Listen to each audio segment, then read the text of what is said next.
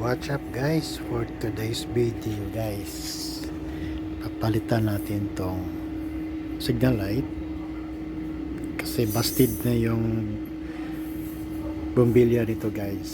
So unit natin ID is 64W. Samahan nyo ako guys para tanggalin na to at palitan natin ng bagong bumbilya itong signal light sa bandang kanan.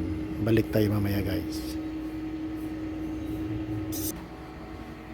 Ayan guys, meron tayong dalawang 10mm guys, ito at saka ito. Tatanggalin natin yan guys. Ito ang ating 10mm socket guys, tanggalin natin yan.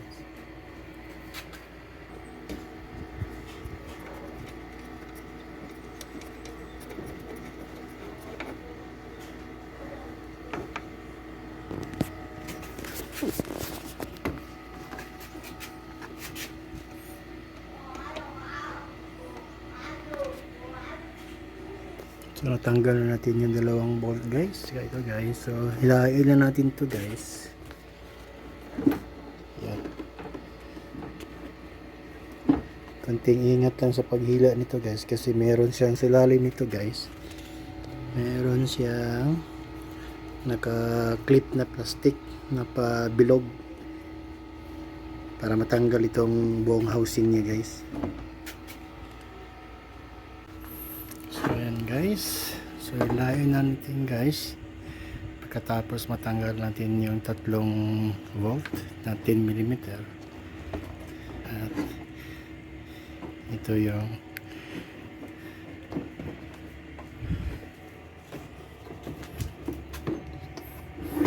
yan guys.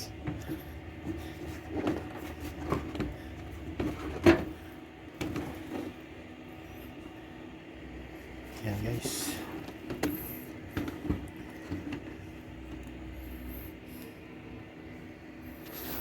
Yan guys. So ang ito yung naka-clip itong portion na to guys. Pagkatapos matanggal itong clip, nakadikit yan dito guys. Yan. Medyo mahirap siya tanggalin kasi naka-attach itong groove na to dito.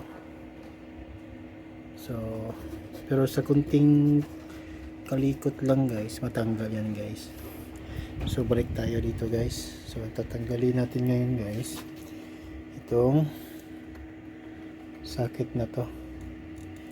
Ito guys ay 12 volts ito guys. Actually meron na tayong binili guys na spare. Ito yung bago. Palit natin to doon sa 12 volt ito dito sa pundido na ito na socket. Balik tayo mamaya guys. Ito guys, natanggal natin yung pundido na bulb. Ito made in Japan talaga ito guys. Ito single contact. So papalitan natin ito guys ng bagong single contact, pero hindi na katulad nito guys na color brown, yung transparent na katulad nito clear.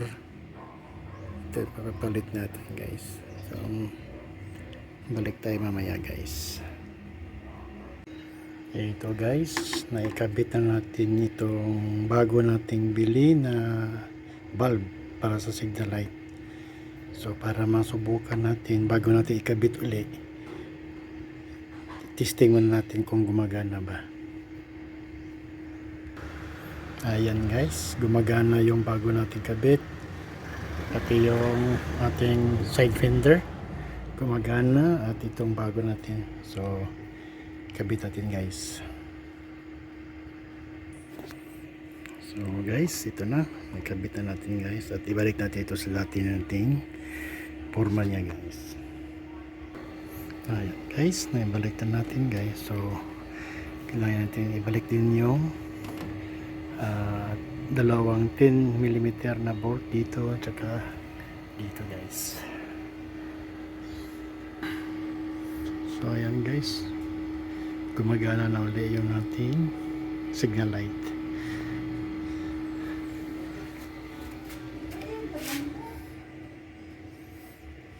Yan guys. So sa mga hindi pa nakapag-subscribe dyan sa aking YouTube channel, don't forget to click and subscribe para sa mga bagong at latest update. Hanggang sa sunod, ingat palagi. Bye bye.